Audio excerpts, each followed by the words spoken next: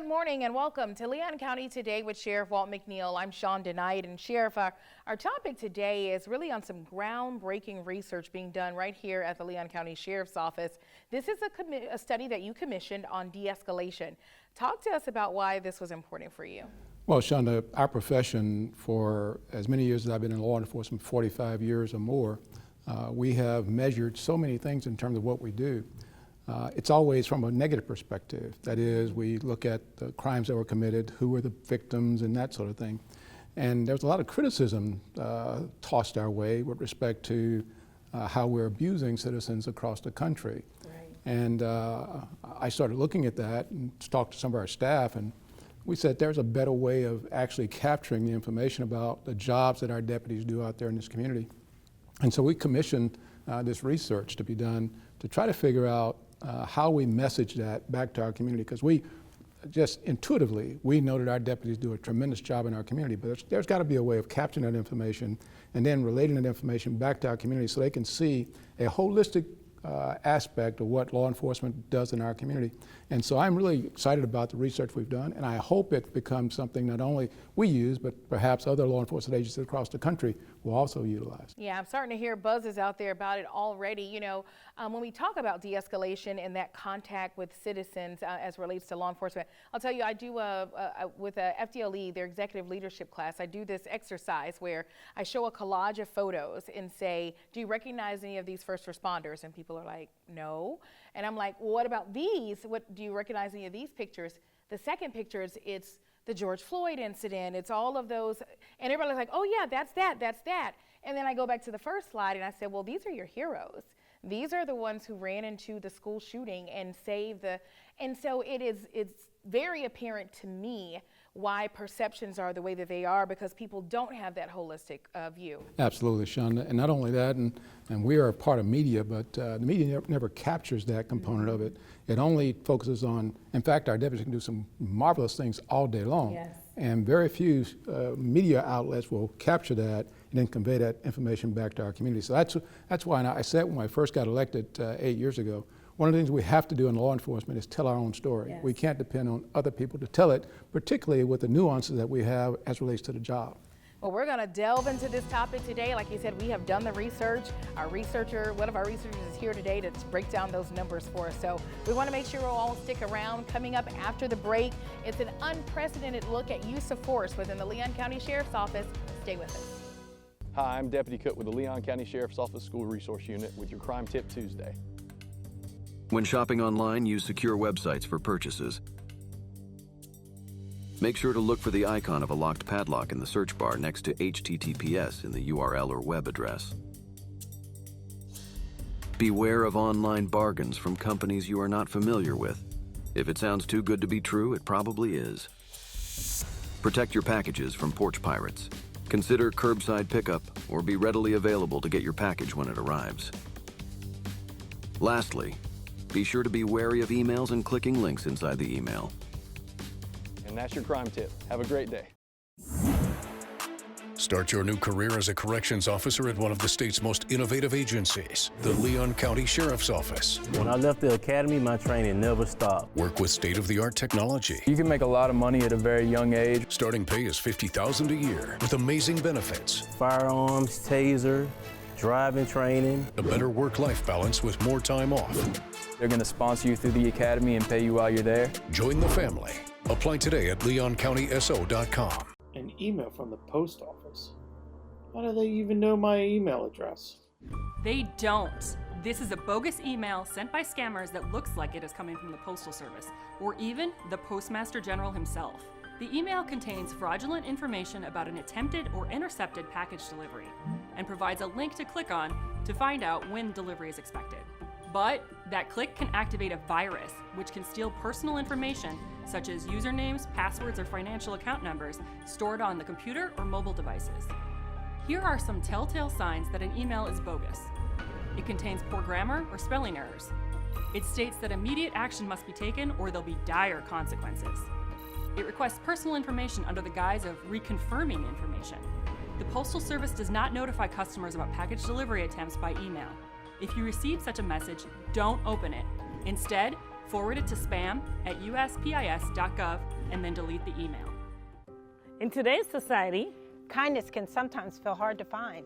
Like a purple unicorn. Road rage can accelerate quickly. And gun violence has taken our loved ones. But we can all work to tip the scales of kindness. Spread kindness. Difunde amabilidad. Spread kindness. So let's go all in And spread kindness.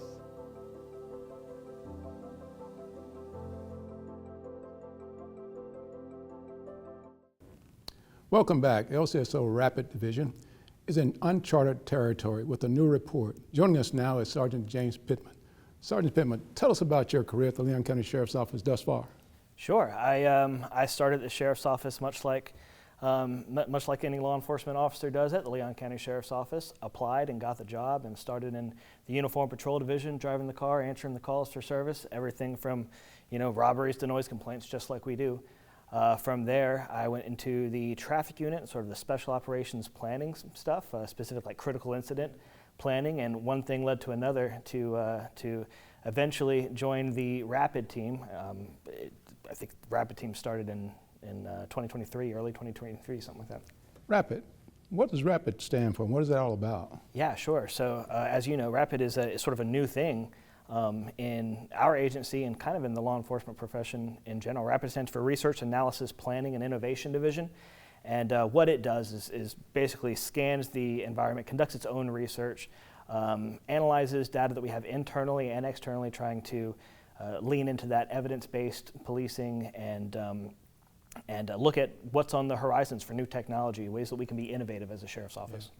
Well, one of the things that I ask you guys to do is to look at our de-escalation effort, the reports of issues within the sheriff's office and complaints from citizens. What's relevant about that research as relates to de-escalation in our citizens? Sure. Well, the research that we're doing is extremely relevant in that if you asked any law enforcement agency anywhere if they collect data related to de-escalation, I'm sure they would all say yes. But as we looked at what we were doing for de-escalation, we realized that there is a massive gap in the data, both at our agency and really industry-wide in law enforcement in the United States. And that is that successful de-escalation is not tracked very well or at all. We really only capture de-escalation data as it relates to actual use of force incidents. And we don't really capture de-escalation data when those situations don't result in a use of force. So when the deputy is able to de-escalate a situation, that data is rarely captured. So we find that all of our training and policy nationwide as it relates to de-escalation is based off of research from de-escalation that didn't work.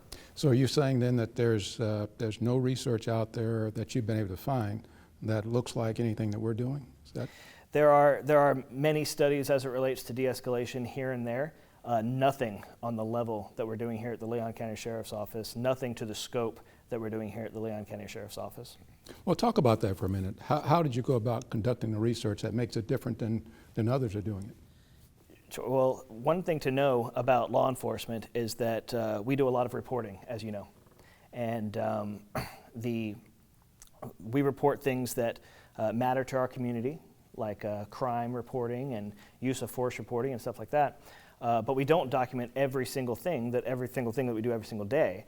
So a lot of those good normal interactions with the community that don't result in a crime report, don't result in a use of force or anything like that, where we would need to document things for liability reasons, the stuff doesn't get documented at all. So this study was a massive data collection of that portion of these interactions that we don't collect data from anywhere else. Okay. How's the deputies and the staff of Leon County Sheriff's Office, how are we reacting to the research? I think very positively. Nothing is really blowing anyone away internally, because some of the stuff that comes out of it, no one's really surprised to see the people who do it all day long. But in these conversations that I've had with other community members who don't do this all day long, we can't put every citizen in a ride-along and have them driving along with us every day. Right. So some of the stuff that they've seen has been very surprising to them. Well, James, I tell you, you guys have done a great job on this research. I'm looking forward to the next iteration of the research you're doing, and particularly as we get into issues with our community. I think it's vitally important that we have something that's structured like the research you've done. And I think it's FSU's involved in this too. Is that right? Absolutely, yeah. Well, thank you, James. Up next, what did our de-escalation report reveal about our interaction with citizens? Stay tuned. In times of stress such as quarantine, what goes on behind closed doors can be terrifying. But you don't have to suffer in silence. Help is here. Love is not controlling. Love is not frightening. And love is not violent.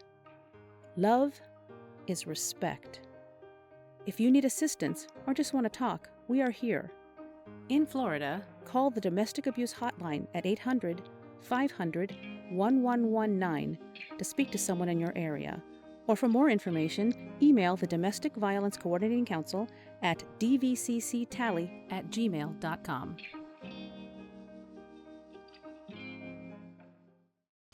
At the Florida Sheriff's Association, we are able to serve our sheriffs and Floridians thanks to our member support. The FSA Member Perks program was created to give back to our members for all that they do. Members enjoy savings on restaurants, vacations, golf courses, car rentals, healthcare, movie tickets, theme parks, online shopping, and more. With over 300,000 offers, you'll always find ways to save. To learn more or to join the Florida Sheriff's Association, visit fsamemberperks.org. Another teenager, victim to fake pills. That smells like big crime that needs to be stopped. Before buying pills online, think about this. Should buying prescription pills be this easy? Yeah, bro, I'm picking up. Same guy. I bet. Got you 5. Think these pills are tested and safe? Think they're the same ones you get from a doctor? You know they're not. Did you know that fake prescription pills may contain fentanyl? And an amount small enough to fit on the tip of a pencil can be lethal. Listen, before buying pills from social media, think again. Learn more at mcgruffpsa.org and go for real. Welcome back. The LCSO Rapid Division has wrapped up the first phase of insightful research into our interaction with citizens. Sergeant Pittman, tell us about your findings on the de-escalation report itself. Sure. A lot of information in that report. Of course, I would encourage anyone to look at the full thing. Much more than I could say on this show, but some of the most exciting things that we've seen is coloring in the lines of what we do as sheriff's deputies every day. An interesting number, over 97% of our interactions with the community, and we measured over 109,000 interactions with our official law enforcement interactions with our citizens over the course of a year. Yeah. And over 97% of those interactions were characterized by those deputies as calm, cooperative, we might say routine, just normal interactions with law enforcement. Wow. And then less than 3% were characterized of the inverse, of agitated or uncooperative subjects. But what's very interesting is that, of those where you have someone who is agitated or uncooperative with the deputy, those resulted in a use of force less than 2% of the time. I think 1.7% of the time or something like that. And of course that would surprise no one who is a law enforcement officer and does this every day. But it may surprise the general public to find that when a deputy has someone in front of them who is agitated and uncooperative, that results in a use of force much more rarely than one might assume. Yeah. Very exciting stuff that we're kind of discovering, and it's leading into more and more research questions. Yeah, one of the things that you talked about in the report is that the vast majority of the encounters or interactions are with our deputies that have the first, 2 or 3 years on the job, is that right? Yeah, very interesting, and maybe not too surprising when you think about how someone gets hired and then they go to be a uniform patrol deputy or whatever the case may be. We found that most of our citizen interactions happen are in between a deputy or a citizen and a deputy who has less than 10 years experience. Many of them less than 5 years experience. And the vast majority of our interactions with the community happens between us and uniform patrol. And it's stuff like that that can help us guide policy and training decisions and the allocation of resource decisions and stuff like that. So, you know, it sort of surprised me in terms of the interactions and the years of service. Were there any other findings that were surprising to you? I think that just in conversation with the public, something that they found interesting was one, that point that I raised before, that you would expect that, you know, sure, 97% are calm, cooperative. You wouldn't expect those to turn into a use of force, but that other 3% of people who are uncooperative, you would expect a higher number of those to result in a use of force as the deputy has to get control of those situations. And we're finding that the vast majority of those are de-escalated without any issues at all. That's a very good number. Also, we found that when you get into the data a little bit more, because that's looking at all interaction, what about the ones that are common, you know, the commonly tense situations? Inside the report, we look at things like traffic stops, where many citizens come into contact with law enforcement. We look at things like disturbance calls for service, which are sort of higher volatile situations where emotions run high and things like that. We also look at arrest scenarios, and, you know, all incidents where an arrest took place. And we find that even in these incidents, which there are a very low number of use of force, and the deputy most often uses a de-escalation technique before, you know, trying to avoid that use of force most of the time. Yeah, talk about that a minute. Sure. The training, how do we train our deputies with respect to the skills needed to bring about the de-escalation? Yeah, well, the first point that I'd make about that is that de-escalation, you know, beyond sort of the buzzword as it relates to use of force, de-escalation is really just problem solving. And a deputy, from, you know, responding to a robbery call to a noise complaint, deputies solve problems all day long. And a de-escalation scenario is really no different. If you have someone who, you know, perhaps needs to get arrested, or someone who is agitated towards you, the deputy is going to begin to problem solve, and that generally results in de-escalation techniques. So, two questions real quickly. What's our next step in de-escalation, and how can our citizens learn more about it?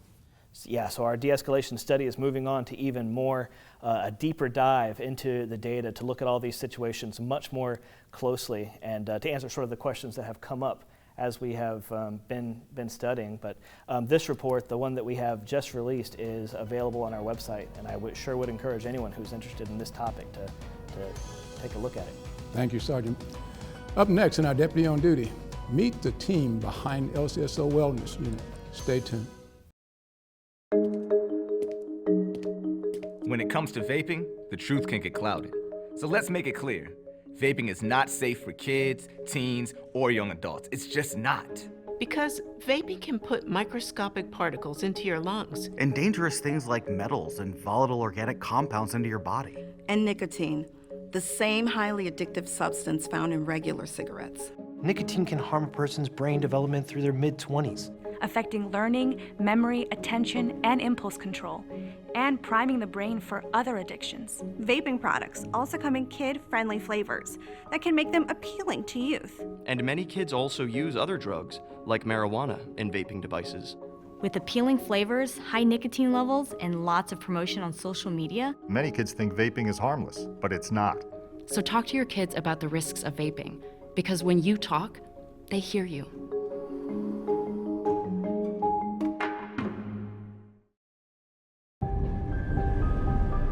The drug landscape has changed. Illegal fentanyl has made its way into the drug supply. And it's a danger you might not see coming. A synthetic opioid up to 50 times stronger than heroin, up to 100 times stronger than morphine. It only takes the tiniest amount to cause a fatal overdose. A fraction of a raindrop, or 3 grains of salt.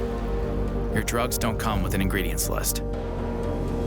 Although fentanyl is being mixed into almost every kind of drug, you wouldn't be able to see it, or smell it, or taste it. Fentanyl is one of the most common drugs involved in overdose deaths. Know the dangers. Learn the facts about fentanyl and ways to protect yourself at cdc.gov/stop-overdose.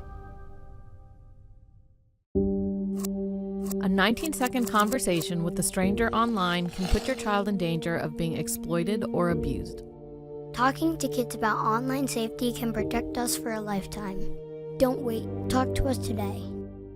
In this episode of Deputy on Duty, we'll explore how the Leon County Sheriff's Office is enhancing the mental, physical, and financial well-being of its employees by offering a wide range of resources and programs.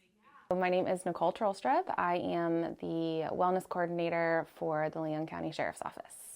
My name is Kayla, and I'm the newest addition to the Wellness Program, and I will be the Wellness Program Specialist. In just 3 years since its inception, LCSO's Wellness Program has made significant strides, offering employees valuable resources, workshops, and initiatives to promote wellness. I started working here at the Sheriff's Office back in 2021. I came here from Florida State University, where I was working with the student population, and I came here specifically to help start the Wellness Program initiative. My role within the unit is basically to assist Nicole in her efforts of wellness for the entire agency and enhance some of the programs that we have going on, especially the family programming and stuff like that. LCSO is placing a strong emphasis on wellness and recently held our first annual First Responders and Community De-Escalation and Wellness Expo. The event aimed to promote wellness not only for first responders, but also for the entire community. I think having a program that allows us to acknowledge that this is a thing and that we can talk about it and that you're not weird for having difficulties or having stressors or having struggles, and we can help get those needs met. It allows us to get ahead of and be proactive. Coming from a family of first responders, I feel like I personally can feel the effects of what happens if wellness is not necessarily at the forefront of their careers. At the Leon County Sheriff's Office, we acknowledge that each employee has their own unique experiences and may react to trauma in various ways. Nicole discusses the holistic approach they take to facilitate open conversations. So within our program, you'll find resources to support everything from your mental health, your physical health, but also your financial wellness, your spiritual wellness, your social support network, your family.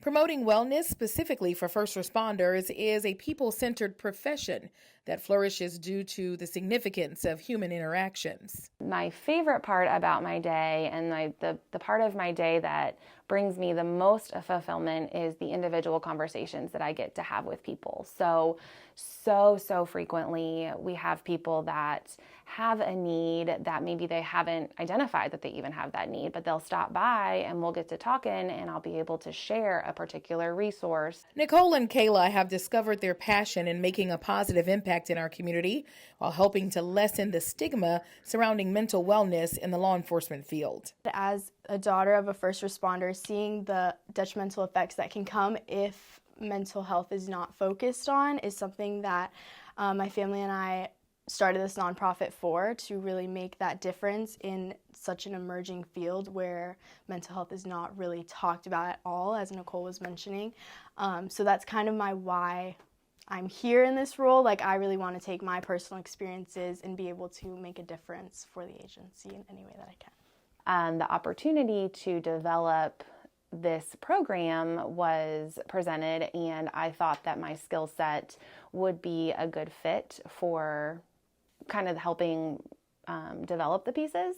And then I also just felt like it would be a really interesting and unique opportunity to be able to work with a population that I did not previously have experience with. So here we are, and I love it. If you're eager to create a positive impact in your community, consider applying for a position at the Leon County Sheriff's Office today. Visit our website at leoncountyso.com. For Leon County Today, I'm Shonda Knight.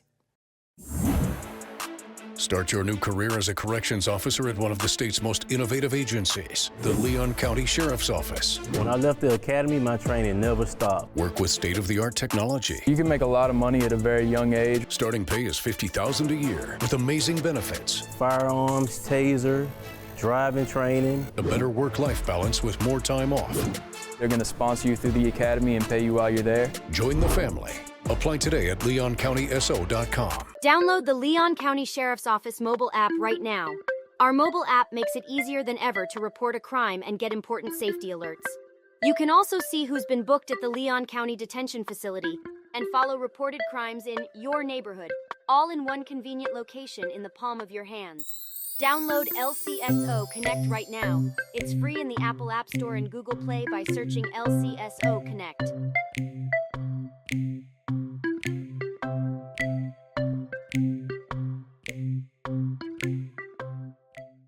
Welcome back to Leon County Today with Sheriff Walt McNeil. And Sheriff, our topic today I think will be one that resonates with the community and really will permeate because it's information that people really aren't aware of. Yeah, you know, the wellness effort that we've got in Leon County Sheriff's Office is born from our concern about our employees, obviously, but we're also concerned about our community. And after COVID, mental health became a crisis, quite honestly, in Leon County and across the nation.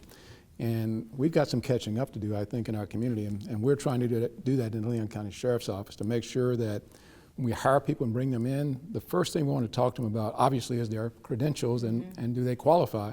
But secondly, who are you and what are your needs? And when most of these young persons coming to us, they have what's called adverse childhood experiences, and they bring those adverse childhood experiences into the job. And it's our responsibility to set up an environment by which we are engaged in trying to make sure they're the best of them, the best possible person of themselves that we can possibly make a part of Leon County Sheriff's Office. That's so important to me and so important to you and all the members of Leon County Sheriff's Office, and hopefully our citizens out there as well. Yeah, it's really refreshing to work for an agency that does make that a focal point and offers so many resources to employees. And then we want to talk about this de-escalation study because I really feel like it's something that's going to catch on nationwide. Well, Sean, I hope it does. For one, we need to hold ourselves accountable in law enforcement, no question about that. But at the same time, we have to make sure that citizens are actually looking at comparative data that isn't skewed in one way or the other. And I think the de-escalation report that we've authored and gotten out there in the community is going to make that difference in our community and across our country. I'm hoping that other sheriff's agencies and other law enforcement agencies pick this up and hopefully improve upon it, make it much more informative and more robust in terms of the information we capture. It's so important that we have that credibility with our community. And in many instances, you'll find that our credibility languishes because of these circumstances that occur in our community. And one way to defeat that is to tell our own story and get the information out there so citizens see what we're doing and understand it. Very well said. And of course, again, you can find that full de-escalation report on our website, leoncountyso.com. Just click on All in Leon. Another great show, Sheriff. Thank you. All right. Thanks, everybody, for joining us. We'll see you next week.